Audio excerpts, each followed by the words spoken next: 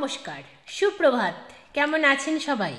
আমি অনন্যা, অনন্যার ব্লগসের আরও একটি ঝাঁ চকচকে নতুন ব্লগে আপনাদের সকলকে জানাই অনেক অনেক অনেক স্বাগত। আশা করছি আপনারা সকলে খুব ভালো আছেন, সুস্থ আছেন, সাবধানে আছেন, নিরাপদে আছেন। আমরাও বেশ ভালোই আছি।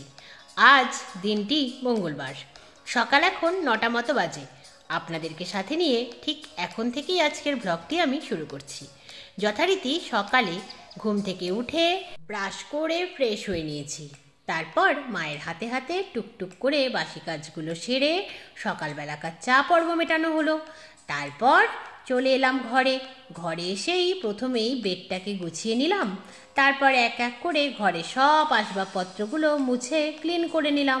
তারপরে চলে এলাম দোতলায়, কারণ গতকাল রাতে বেশ ঠান্ডা লাগছিল। ওই পাতলা কম্বল দুটো গায়ে দিয়ে ঠান্ডা তাড়ানো যাচ্ছে না। যতই দিনের বেলায় রোদ উঠুক না কেন, রাতে ভালোই ঠান্ডা লাগে। সেই জন্যেই ভাবলাম আজকে ওপরে খাটে হাইড্রোলিকের মধ্যে আমার আর মায়ের গায়ে দেওয়ার যে মোটু ব্ল্যাঙ্কেটটা রাখা ছিল, সেটিকে ভাবলাম একটু রোদে দিয়ে নিই। যতই গতবার শীতে ড্রাই ওয়াশ থেকে আসুক না কেন, যতই ন্যাপথলিন দিয়ে রাখা থাকুক না কেন, একটু রোদে না দিয়ে গায়ে দিলে কেমন যেন মানসিক তৃপ্তি আসে না। সেই জন্যই রোদে দিলাম। আর গতকাল যে জামা কাপড়গুলো ভিজে অবস্থায় ছিল সিঁড়িঘরের ভেতরে দড়িতে মেলে দেওয়া, সেগুলোকে সব এক এক করে ছাদে মেলে দিলাম। তারপরে নিচে এলাম, নিচে এসে ড্রেসটাকে চেঞ্জ করে নিলাম। তারপর শুরু করে ফেললাম আজকে রান্নাবান্না। ইতিমধ্যে সান্ত্বনা দিদি চলে এসেছেন। আর আজ যেহেতু মঙ্গলবার, নিরামিষ খাবার দিন, নিরামিষ রান্না তো 1-2 পদ হলে কারোরই মুখে রোচে না। মিনিমাম 3-4 পদ তো করতেই হয়। 3-4 পদ করার পরেও যে মুখে রোচে তেমনটাও নয়, সে গ্যারেন্টিও দেওয়া যায় না। কিন্তু তবুও মুখে রুজবে এই আশা নিয়ে 3-4 পদ বানিয়েই ফেললাম আজকেও। আজকে রান্না হচ্ছে মূলো দিয়ে পাতলা করে মটরের ডাল, বাঁধাকপির সবজি, মচমচে আলু ভাজা, আলুর দম, তার সাথে আলু সেদ্ধ। যদিও আলু সেদ্ধটা রান্নার আইটেমের মধ্যে পড়ে না, আলুটাকে সিদ্ধ করে মেখে নিলেই রেডি হয়ে যায়। যাই হোক, তবুও বানাতে হয়েছে বলে রান্নার আইটেমের মধ্যে বলেই ফেললাম। আর হ্যাঁ, ম্যান্ডেটরি আইটেম সে তো রয়েছে উচ্ছে বেগুন ভাজা, তার থেকে তো আর নিষ্কৃতি নেই। যাই হোক, এইটুকু রান্না করতেই আমার কাল ঘাম ছুটে গেল জানেন কেন বলুন তো? ওই যে সান্ত্বনা দিদির তাড়া। প্রচুর রান্না করা যায়, অনেক ধৈর্য ধরেও করা যায়। রান্নার ক্ষেত্রে আমার বেশ ভালোই ধৈর্য রয়েছে, সবই ঠিক আছে। কিন্তু তাড়াহুড়ো করলে আমি কিচ্ছু করে উঠতে পারি না। কারণ আমার একই অ্যাস্থমা আছে, আমার ভীষণ শ্বাসকষ্ট হয়। অ্যাস্থমার জন্য শ্বাসকষ্ট যে শুধুমাত্র ঠান্ডা লাগার কারণেই হয় এমনটা কিন্তু নয়। অতিরিক্ত খেলে শ্বাসকষ্ট হয়, অতিরিক্ত টেনশন করলেও শ্বাসকষ্ট হয়। সান্ত্বনা দিদি যেভাবে আমাদেরকে টেনশন দিচ্ছে এই কয়দিন ধরে, তাতে করে আমার সকাল থেকে ইমার্জেন্সি ইনহেলার নেওয়া সত্ত্বেও শ্বাসকষ্ট হচ্ছে জানেন। আমার পরিস্থিতি এতটাই ভয়ানক। আর হ্যাঁ, আগে মা একা হাতে সংসারের সবটা সামলাতে পারতো, কিন্তু এখন আর পারে না। এখন বাবাও প্রায় অসুস্থই থাকে। আমার প্রায় এখন মনে হয় হয়তো আমার ভালো থাকার সুখে থাকার দিনগুলো ক্রমশই ফুরিয়ে আসছে। সেই জন্যই ভীষণ টেনশন হয় জানেন। কিন্তু টেনশন করেও তো লাভ নেই, যা ভবিতব্য তাকে তো মেনে নিতেই হয়। তবে হ্যাঁ, আমি বিশ্বাস করি আমার হনুমানজি কখনোই আমাকে একেবারেই ভেঙে পড়ব এরকম পরিস্থিতিতে ফেলবেন না, এইটুকু গ্যারেন্টি আমি নিজেই দিচ্ছি। কারণ আমি হনুমানজিকে ভীষণ বিশ্বাস করি। কারণ এমন পরিস্থিতির মধ্যে দিয়ে আমি ইদানিং যাচ্ছি, বা কিছুদিন আগে আরও খারাপ পরিস্থিতির মধ্যে দিয়ে গিয়েছি, সেই পরিস্থিতি থেকে ওভারকাম করার শক্তি তো হনুমানজি আমায় দিয়েছেন। সত্যি ঐশ্বরিক শক্তি রয়েছে, যার জন্যই আমরা চলে ফিরে বেড়াচ্ছি। এত প্রতিকূলতা সত্ত্বেও মাথা তুলে লড়াই করতে পারছি, তাই না বলুন? দেখুন, আপনাদের সাথে গল্প করতে করতে আমার কিন্তু রান্নাবান্না প্রায় কমপ্লিট হয়ে এলো। আলুর দমটা হয়ে গিয়েছে, শুধু ঘি দিলাম আর ছড়িয়ে দিলাম একটু গরম মশলা, ব্যাস রেডি হয়ে গেল আলুর দম। জীবনে আজ আমি প্রথম আলুর দম বানালাম। খেতে যে কেমন হলো কে জানে বাবা।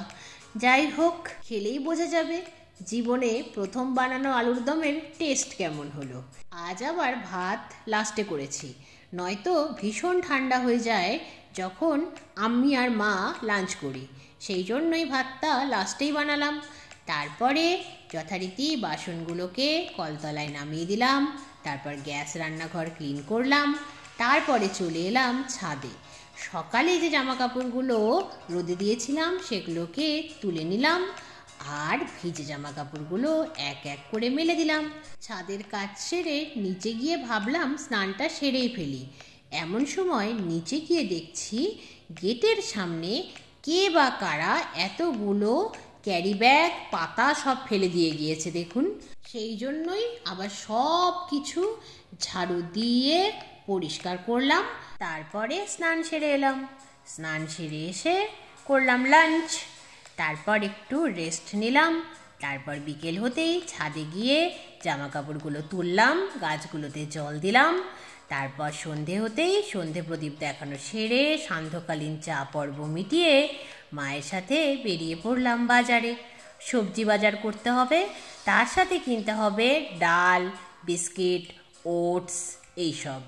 সেই জন্য বেরোতেই হতো।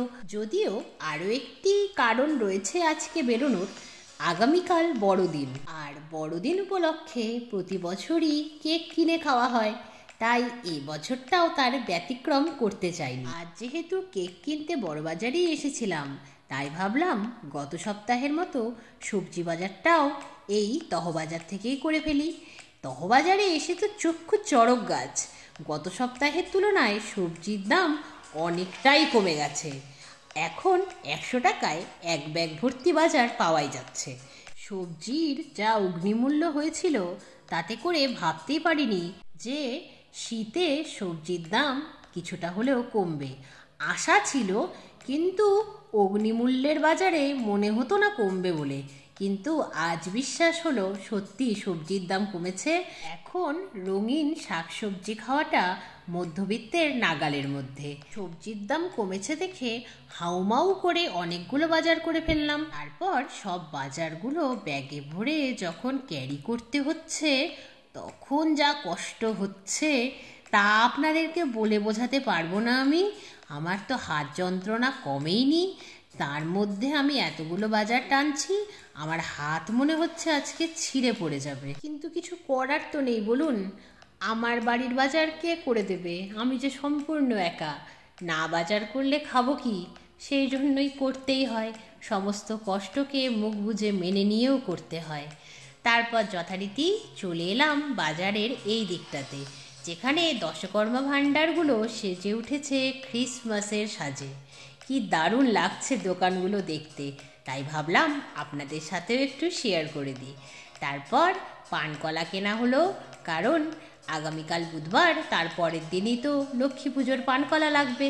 তারপর পনির কাকুর কাছ থেকে পনির নিলাম, আর পরিবার দোকানটি থেকে ছাতু, বিস্কিট, ডাল, ওটস এইসব নিয়ে নিলাম। তারপর টোটোতে চড়ে 4 ব্যাগ ভর্তি বাজার নিয়ে এখন বাড়ির পথে। তাহলে আজকের মতো এই পর্যন্তই, আবার দেখা হবে অন্য একটি নতুন ব্লগে। ততক্ষণ সবাই খুব ভালো থাকবেন। আজকের ব্লগটি কেমন লাগলো জানাবেন, ভালো লাগলে একটি লাইক করে দেবেন, চ্যানেলে নতুন হলে চ্যানেলটিকে সাবস্ক্রাইব করে আমার বন্ধু হয়ে যাবেন। টাটা।